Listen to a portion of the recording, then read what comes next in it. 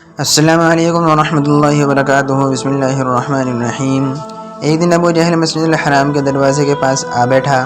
رسول پاک صلی اللہ علیہ وسلم مسجد سے باہر تشریف لائے تو ابو جہل نے اپنا ہاتھ آستین سے باہر نکالا اور کہنے لگا کہ یا محمد صلی اللہ علیہ وسلم، بتائیے کہ میری مٹھی میں کیا ہے؟ اگر آپ صلی اللہ علیہ وسلم نے صحیح جواب دیا تو میں اپنے ساتھیوں سمیت آپ صلی اللہ علیہ وسلم پر ایمان لے آؤں گا۔ حضور پرنور صلی اللہ علیہ وسلم نے فرمایا کہ تیرے ہاتھ میں ایک ڈبیا ہے جو ٹاٹ کے کپڑے میں لپٹی ہوئی ہے۔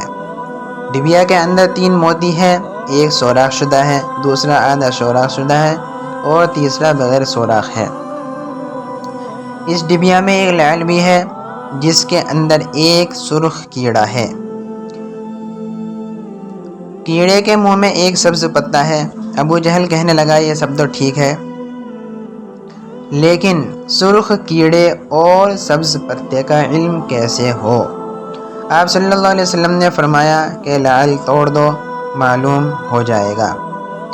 ابو جہل کہنے لگا کہ میں اس قیمتی لعل کو کیسے توڑ دوں؟ ایک صحابی وہاں کھڑے کہنے لگے کہ اپنے لعل کی قیمت لگا کر اسے توڑ دو۔ اگر رسول اکرم صلی اللہ علیہ وسلم کی بات معاذ اللہ درست نہ ہوئی تو لعل کی قیمت میں ادا کروں گا۔ ابو جہل اس پر راضی ہو گیا۔ جب لعل توڑا گیا تو سب نے دیکھا کہ اس میں ایک سرخ کیڑا منہ میں سبز پتا لیے ہوئے موجود تھا۔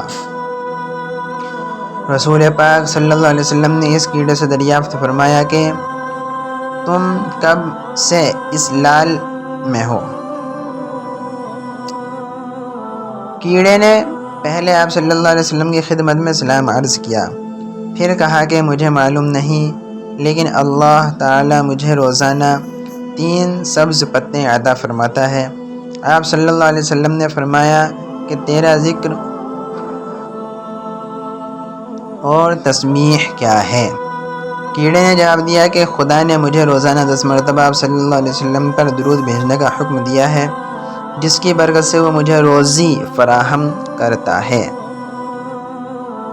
اللہ تعالیٰ قرآن پاک میں فرماتے ہیں، بے شک اللہ اور اس کے فرشتے آپ صلی اللہ علیہ وسلم پر درود و سلام بھیجتے ہیں۔